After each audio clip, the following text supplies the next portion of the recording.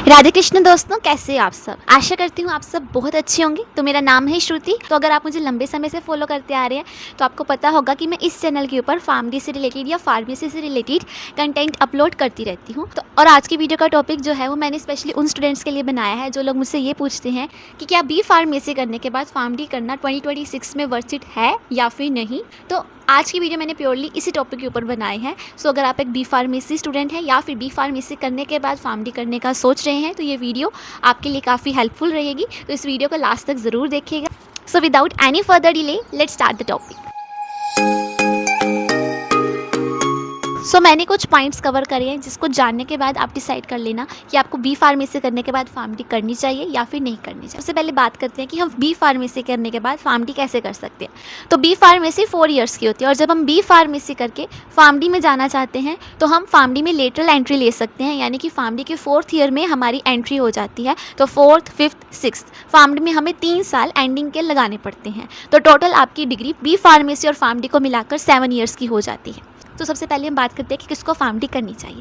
पहले आपको फार्मडी तब करनी चाहिए जब आपका हॉस्पिटल फील्ड में इंटरेस्ट हो, राइट।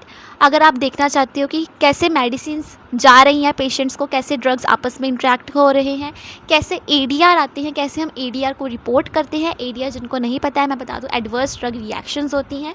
तो कैसे पेशेंट के अंदर एडवर्स ड्रग रिएक्शंस आती हैं और कैसे उसको रिपोर्ट किया जाता है।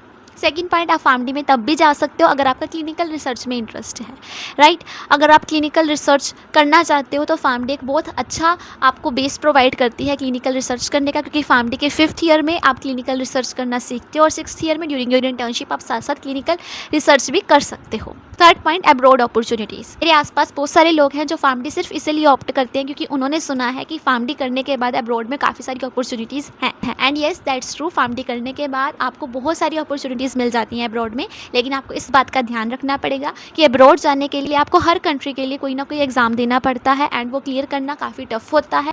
सेकेंडली, अब्रॉड जाने के लिए आपको इन्वेस्टमेंट भी चाहिए। एग्ज़ाम जो है वो फ्री में नहीं होते हैं, तो एग्ज़ाम की कुछ कॉस्ट होती है, आपको वो भी पे करनी पड़ेगी। सो अगर आप अब्रॉड जाना चाहते हैं तो अपनी फार्मडी के साथ साथ आपको अपने एग्ज़ाम्स की भी तैयारी करनी पड़ेगी। सेकेंड चीज़, आपको ये देखना पड़ेगा कि अब्रॉड जाने के लिए आपके पास उतनी इन्वेस्टमेंट भी होनी चाहिए। नेक्स्ट पॉइंट की बात करें वो है क्लिनिकल फार्मासिस्ट। फार्मडी का जो मेन रोल जिसके लिए फार्मडी कोर्स इंडिया में आया था दैट इज़ क्लिनिकल फार्मासिस्ट, ठीक है। तो बहुत सारे लोग क्लिनिकल फार्मासिस्ट की फील्ड में जाने के लिए फार्मडी करना चाहते हैं बिकॉज वो चाहते हैं कि वो डॉक्टर्स के साथ वर्क करें, इंट्रैक्शंस को फाइंड आउट करें, पेशेंट को काउंसिल करें, पेशेंट को डायरेक्टली ट्रीट करें। लेकिन मैं आपकी जानकारी में लिए बता दूं कि गवर्नमेंट की तरफ से अभी तक टिल नाउ गवर्नमेंट जॉब कोई भी नहीं है जो क्लिनिकल फार्मासिस्ट के लिए निकली हो, ठीक है। तो कोई भी गवर्नमेंट हॉस्पिटल क्लिनिकल फार्मासिस्ट की पोस्ट को अभी तक नहीं निकाल रहा है। कुछ हॉस्पिटल्स ही हैं जो क्लिनिकल फार्मासिस्ट की पोस्ट को ऑफर करते हैं, लेकिन गवर्नमेंट हॉस्पिटल्स अभी तक क्लिनिकल फार्मासिस्ट की पोस्ट को ऑफर नहीं करते हैं। सेकेंडली, क्लिनिकल फार्मासिस्ट की सैलरी जो होगी इन कंपैरिजन टू अब्रॉड बहुत ही ज़्यादा कम होगी। दैट मीन्स कि आपने जितना इन्वेस्टमेंट करी है फार्मडी डिग्री में उसके बराबर में जितनी आपको पे मिलेगी आफ्टर बी फार्मेसी वो इतनी नहीं मिलेगी। तो ये चीज़ें आपको ये सोच के जाना पड़ेगा कि अगर आप फार्मडी कर रहे हो तो ये पॉइंट्स का आपको ध्यान रखना पड़ेगा। नेक्स्ट हम बात करते हैं सैलरी के बारे में कि क्या हम फार्मडी करने के बाद अगर इंडस्ट्रीज़ में जाएँ तो क्या हमारी सैलरी जो होगी in comparison to B pharmacy graduate ज़्यादा होगी। तो द आंसर इज़ येस और नो भी। बिकॉज आपकी डिग्री जो है वो डॉक्टरल लेवल की डिग्री होगी तो येस। नो इसलिए क्योंकि आपने अगर अपनी स्किल्स में वर्क नहीं करा तो हो सकता है कि आपकी सैलरी ज़्यादा ना हो। तो इट ऑल डिपेंड्स कि आपने अपनी स्किल्स के ऊपर थ्रू आउट योर डिग्री कितना वर्क करा है। नाउ अब हम बात करते हैं किनको बी फार्मेसी करने के बाद फार्मडी नहीं करनी है। अगर आप जल्दी कमाना चाहते हैं तो आपको फार्मडी करने की कोई ज़रूरत नहीं है। बी फार्मेसी करने के बाद भी इंडस्ट्रीज ज्वाइन कर सकते हैं। दूसरा, अगर आपका हॉस्पिटल फील्ड में इंटरेस्ट ही नहीं है, आपका इंडस्ट्री में ही इंटरेस्ट है लेकिन आपका हॉस्पिटल में जाने में, पेशेंट से इंटरेक्ट करने में या ड्रग्स के बारे में ये कैसे इंटरेक्ट हो रही हैं इतना जानने में कोई इंटरेस्ट नहीं है, then there is no need कि आप फार्मडी करें because PharmD is purely clinical, ठीक है। तो इसके लिए आपको फार्मडी करने की ज़रूरत नहीं है। नाउ नेक्स्ट हम बात करते हैं सैलरी। क्या बी फार्मेसी करने के बाद हमारी सैलरी कितनी रहेगी।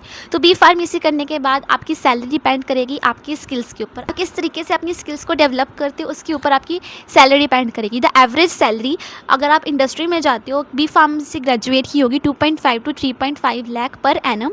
बट इट ऑल डिपेंड्स कि आपकी स्किल्स कितनी है। अगर आपने अपनी स्किल्स के ऊपर ज़्यादा वर्क करा है तो हो सकता है कि आपकी फार्मडी ग्रेजुएट से भी ज़्यादा सैलरी हो। नाउ बात करते हैं अब्रॉड अपॉर्चुनिटीज़ की। तो येस, फार्मडी वालों को यहाँ पर एक प्लस पॉइंट मिलता है कि यहाँ पर अब्रॉड अपॉर्चुनिटीज़ जो है वो फार्मडीज़ के लिए ज़्यादा है in comparison to B pharmacy. Because बाहर की कंट्रीज़ में फार्मेसी का कोर्स 5 ईयर्स का होता है और वो एक 5 ईयर्स वाली डिग्री को ही प्रेफर करते हैं। और हमारे इंडिया में भी फार्मडी जो है वो 6 ईयर्स की होती है, जिसमें हम 5 साल स्टडी करते हैं और 1 साल इंटर्नशिप का होता है। इसीलिए फार्मडी जो है वो प्रेफर करी जाती है। पर इसका मतलब ये नहीं है कि आप बी फार्मेसी करने के बाद बाहर नहीं जा सकते हो, आप जा सकते हो, लेकिन बाहर फार्मडी को ज़्यादा प्रेफर करा जाता है in comparison to B pharmacy.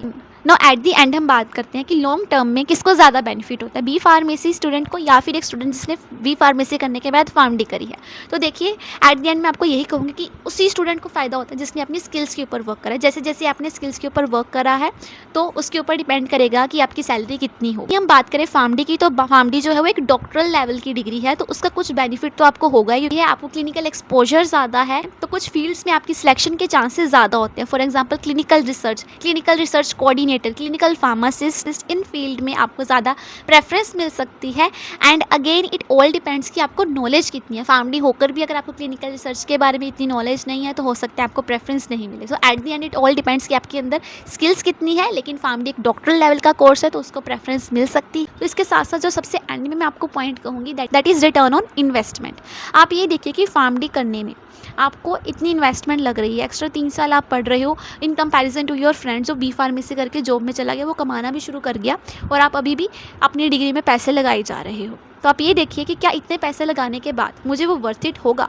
ठीक है, तो आप ये देखिए कि आप फार्मडी करने में मैं क्लिनिकली कुछ सीख रहा हूँ। अगर आप क्लिनिकली सीख रहे हैं देन गो फॉर इट। अगर आप क्लिनिकली सीखना चाहते हैं देन गो फॉर इट। आपको क्लिनिकल नहीं सीखना है, आप बी फार्मेसी करने के बाद या तो एम फार्म करिए अगर आप हायर स्टडीज़ में जाना चाहते हैं, नहीं तो आप बी फार्मेसी करने के बाद जॉब करिए।